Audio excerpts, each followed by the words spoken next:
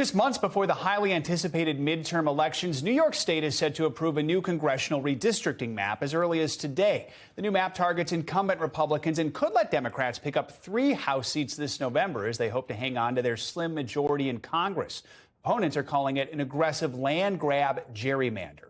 Here to explain all this for us is NBC News senior reporter Jane Timm. So, Jane, let's dig into this new map, what it's actually going to look like. Compared with other state maps, Democrats in New York are drawing more vulnerable districts, ones where constituents voted for Biden with a slim margin. Talk to us a little bit about the changes in New York, the strategy behind them, and how this compares to some redistricting we're seeing in other parts of the country.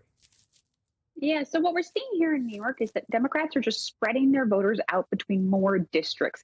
And that means they can draw more districts that favor them, but they're more vulnerable districts. So when we look at New York's gerrymander versus, say, Texas's gerrymander, Republicans in Texas drew Trump plus 15 seats. But in New York, we see more narrow majorities, Biden plus 6, Biden plus 7, the kind of thing that's actually more swayable in a bad year. So Democrats may be more vulnerable in these seats, but they're definitely securing themselves some advantage. And they did that by pairing more conservative parts of the state with the state's sort of true blue voters, say pairing Staten Island here in New York City with Park Slope, a very liberal area of Brooklyn, to try and make sure that they have these maps that draw more Democratic seats. Now, Democrats in the state say these maps are fair districts drawn based on communities of interest and things like that. But the outcomes are pretty partisan. Democrats used to have a more competitive races here in the state than they will on this future map. So, Jane, we know nationwide Democrats have just a 10-seat majority in the House. Historically,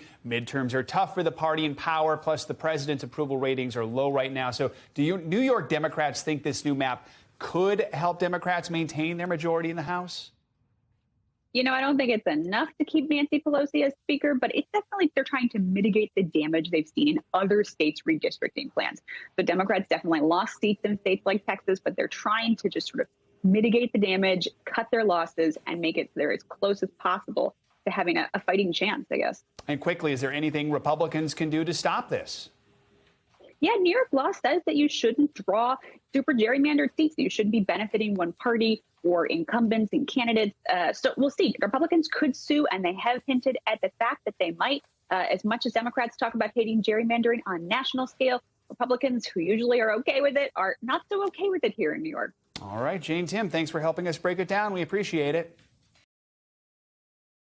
Thanks for watching our YouTube channel. Follow today's top stories and breaking news by downloading the NBC News app.